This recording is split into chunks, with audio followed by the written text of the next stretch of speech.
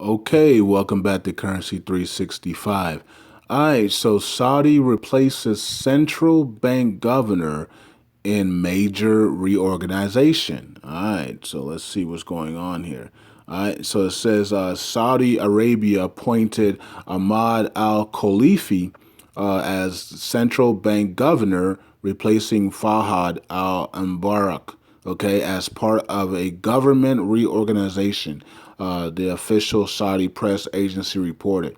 Now, this is rare because everybody is doing reorganizations and we're still waiting for Iraq. Why is every other country able to tell us what precisely what they're doing but Iraq? It's unbelievable. Ali Keywords hasn't been seen and heard from and hasn't done an article in 2, 3 weeks now, and nobody in Iraq is saying that this man has been removed. And no one is saying who is the guy that's in charge right now in the central bank. Now, I think somebody did put out an article maybe 3, 4 weeks ago saying that Target was the one in charge temporarily until Shabibi returns. But why isn't that made mainstream like this is? This is on Bloomberg. So why isn't removal being on the mainstream? Why does Iraq have to be the place where everything has to be done in secrecy or something? While other countries like Iran and Saudi and Russia, China, and everywhere else, they talk about everything that they're doing. And Iraq just always secrecy, and you can never find out the real truth until months later. It's kind of weird. Okay, so it says Al Khalfi named to the role in a royal order from King Solomon. Okay, so Saudi Arabia I just did the article with Saudi Arabia replacing the oil minister, and now they're replacing their CBI governor. They also replaced their electricity minister as well. Okay, so a lot of reconstruction going on in Saudi Arabia as they get ready for basically they get ready for 10-1-1-6 when the Chinese yuan is activated into the SDRs, and of course getting ready for a reset and then the new world order. Okay, so they're getting everything in. They're getting their people ready. It looks like they're getting people right in place, new people in place for the things that are coming in the next 12 months. Okay. Okay, it says he was named to the role in a royal order from King Solomon. Was previously deputy governor for research and international affairs at the central bank. Okay, and it said that the Saudi Arabian monetary agency. The announcement comes as the world's biggest crude producer reorganizes ministers to focus and clarify responsibilities and ease producers to offer better services. Saudi press agency reported changes include replacing long-standing oil minister Ali Al Amani and the architect of the 2014 switch in OPEC policy that since roiled crude oil prices with Khalid Al Fali, chairman of the Saudi Arabian oil company. Okay, so it says Al Mubarak was named central bank governor in 2011. Okay, so Mubarak was in there from 2011, 2012, 2013, 2014, 2015, and a little bit of 2016. So about 5 years plus for Mbarak. Okay, so now he's been removed, and was previously chaired and managing director of Morgan Stanley, Saudi Arabia. Okay, he oversaw a Saudi monetary policy during a period of stress as the oil price slump depleted the government's main source of revenue, led to a budget deficit of nearly $100 billion last year, and ate away at the kingdom's currency reserves, still among the largest in the world. Okay, so he was part of that. He was part of that deal that him and that happened with Obama, and when Biden came over to Saudi and Obama came over as well and they told Saudi Arabia to help them drop the oil prices. Okay, which raised the value of the dollar big time, right? So I'm probably gonna do a video on that and probably put on the main channel. Why the dollar why the dollar rose. Okay. So I might do that. I might do a video on that. Put it on the main channel probably. Okay. Because people are thinking that low gas prices are good. You know that Obama gave us low gas prices. Well, they don't know why he did that. Okay, they don't understand. They don't understand. It was to kill the dollar. That's why. Okay, but they don't understand that though. Um, Okay, so it says deficit nearly 100 billion last year and ate away the kingdom's reserves. Currency reserves still among the largest in the world. The governor had repeatedly reiterated Saudi Arabia commitment to pegging its currency to the dollar as the central bank's net foreign assets declined by 115 billion last year. Okay, it says 12 months forward contracts for the Saudi Riyal hit their highest level in 2 decades in January, reflecting growing bets by traders that the kingdom would allow its currency to weaken, though the speculation has since subsided. Okay, yeah, a lot of people were saying that the currency was going to weaken badly. Okay, Deputy Crown Prince Mohammed bin Salman announced a comprehensive blueprint to prepare the world's largest oil export for the post-oil era last month, dubbed Saudi Vision 2030. Now everybody's doing this 2030 stuff. Everybody's doing all these emerging markets are doing reforms, and all the emerging markets are doing this 5 year plan, and they're also doing this 2030 outlook, right?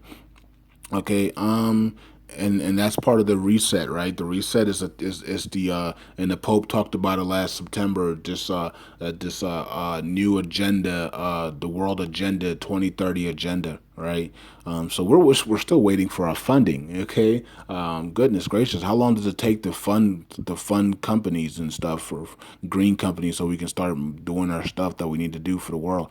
But anyways, it says plans include selling shares in state giant Saudi Arabian oil company. Yeah, they're going to be doing an IPO on that. That's going to be crazy. Okay, known as Aramco, and creating the world's largest sovereign wealth fund. Okay, so there it is. That is and this is Khalid Al Falih, who is now the oil minister, and the also he is the electricity minister. Yeah, so he used to be the minister of health as well. I did talk about that in the last video. Okay, so this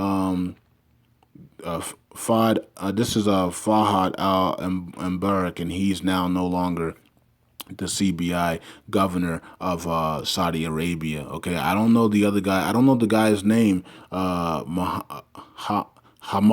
Al Khalifi. I don't see his picture in here, so I don't know how he looks like. Because they don't show his picture in here at all. Okay, so Saudi Arabia has a vision, 20 Saudi vision for 2030.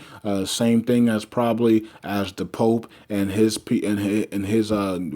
global agenda for 2030 as well. I'm pretty sure they line up together. And I wonder what Saudi's Vision 2030 even looks like, because we don't even know what oil is going to even look like in 2030, and what the prices are going to be in 2034, because everybody's going electric. Okay, so 2030, oil might not even exist in 2030. Okay, how many people are going to be on this planet in 2030? You know what I mean? So that's 14 years from now. It don't seem that it's that long, but you got to understand that so many things are about to happen. I mean, we're talking about a reset that's coming. We're talking about a total collapse in the American economy that's going to be really bad for the whole world. We're talking about World War III that's going to be coming in the near future. We're talking about lots of animals dying and lots of starvation and lots of lots of bad things are coming. Lots of we're talking about tsunamis coming. There's talks about massive earthquakes, blackouts, grids going down. All these things are going to be happening probably the next by 2030, right? So we know that. We know we're expecting an invasion from Russia and China in America, by 2030. So many things are going to happen by 2030. So the fact that these elites have an agenda for visions of 2030 tells you that it's a bad agenda. Okay, so I guess we just have to continue to do what we do, pray and continue to live right. And if we make mistakes, we just repent for it and, continue just to live on. And I am waiting on the humanitarian funding. They tell me that it's day to day. I did get an update last week, and they're telling us that it's day to day on the blackout. Okay, so once they're ready to get the funding in process, they'll go into a blackout mode, and then the money should be there. I don't even know who's actually received the money yet from the humanitarian funding yet. Okay, I know that people were being in process. I know process was going on. I heard about private exchanges for the humanitarian funding. I've heard of all this stuff, but I haven't seen or have no knowledge of anybody actually receiving funds for their humanitarian projects yet. Okay, so we're still waiting. We're still watching. I'm still looking at the emails, trying to stay positive, and hopefully one day we get our humanitarian funding from this 2030 agenda that's coming, and hopefully we can do what we have to do. Okay, so I know a lot of you guys are also doing the same thing. A lot of you guys are waiting patiently for your humanitarian projects. You're also waiting patiently for them to raise the value of the Iraqi dinar and raise the value of the Iranian rial and the Vietnamese dong and other things of that nature. So I already know that you guys are waiting patiently for these things as well. Okay. So this guy right here is we don't have his picture, but Al Khalifi is now the central bank governor. So so it says Assadi replaces central bank governor in major reorganization. Okay, with Al Khalifi. So I want to know what his agenda is for the central bank of Saudi Arabia. What is he going to do differently than Al Mubarak did? Okay, is he going to compete and challenge his currency upwards, or is he going to let it start to fall, devalue it some more for some competitive edges, and then start to bring up the value? So those are questions that people need to be asking him on what he wants to do with his currency, because aren't they? I don't know what their price is right now, but they were somewhere around like what 20 cents, 30 cents. 15 cents to the dollar, something around there. Okay, so I don't know what he wants to do. If he wants to bring it up, because oil is going to be going back up. If he wants to bring it up, then cool. You know what I mean? If that's what he wants to do, if he wants to do reforms for his currency, that's cool too. Okay, so we need to know, he needs to tell us, Ahmad Al Khalifi needs to tell the world what he actually wants to do with the monetary policies in Saudi Arabia, and hopefully we get something soon, because then we'll know what the outlook is for the Saudi rial, right? So and then if some of you guys want to invest in that, if you see that it's positive outlook, then go ahead. If you guys think that Saudi rial is about to go downwards and go into flames, then you might want want to short it, right? You might want to take a short position on the Saudi Riel, So it is what it is. So that's all I have, and I thank you guys for listening. And that's it, man.